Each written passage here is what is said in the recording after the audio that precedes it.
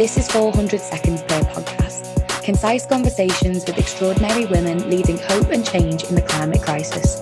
I'm Becky Downing. It's in the soil and your lungs. It's in deserts and in blood. It's on mountains and in stomachs. It's in the oceans and your skin.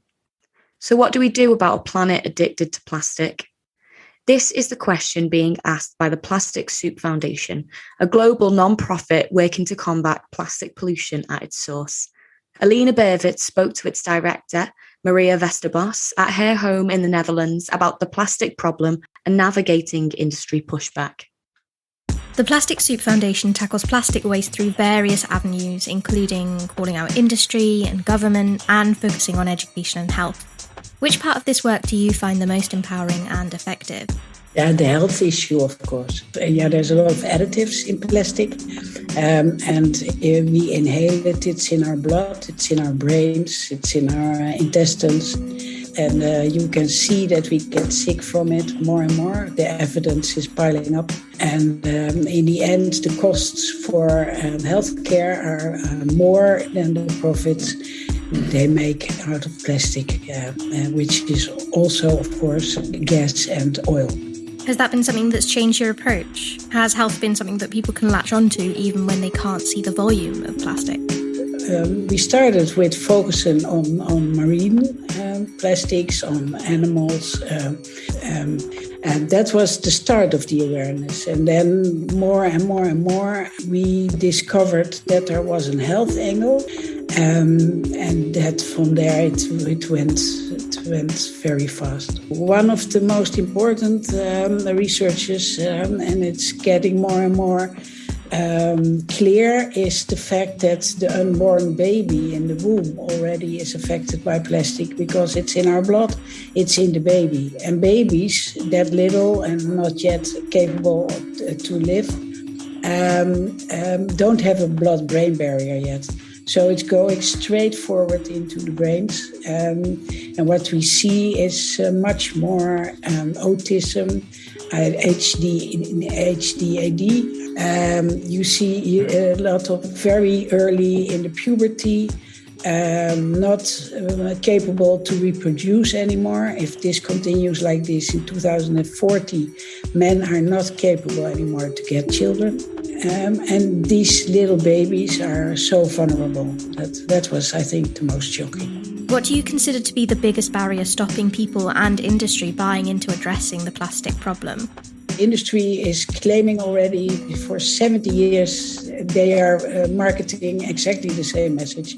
So it's transparent, it's keeping your food longer fresh, it's hygienic and all that bullshit. And they make us believe that we need plastic. But it is a push market, it's not a pull market. So, and they keep on producing more and more and more plastic, and it can go nowhere.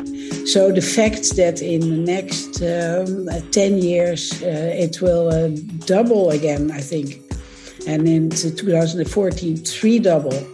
So it keeps on coming, and it can go nowhere. The world cannot cope with all that plastic, and neither can we. So that's the biggest barrier, to stop this overproduction. You've said that the industry doesn't like you very much. What's their response to your work and research and lobbying? No, they don't like me. I guess I'm on quite some blacklists. What I always say is like we are inhaling our clothes with little fibers from synthetic garments, and we inhale those, and the additives they release are attacking our immune system. So our immune system is getting stressed, and from that you get cancer and all other kinds of diseases. So I told fashion industry that if I could prove that their garments are making us sick, I'm going to the judge. I will sue them, and I am planning to hold them responsible for the health damage they cause.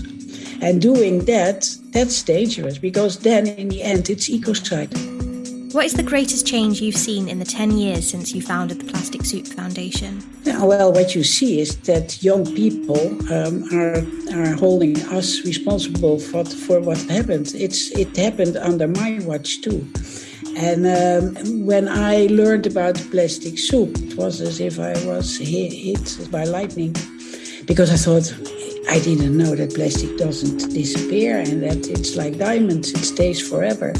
And I really thought, and that happened under my watch? No way. Then I have the responsibility to try to make a difference. And I was really also shocked how much influence you can have, but you can make a difference with 10 people, with 30 people, and you can also do it alone. So I call upon all people in the world to make a difference.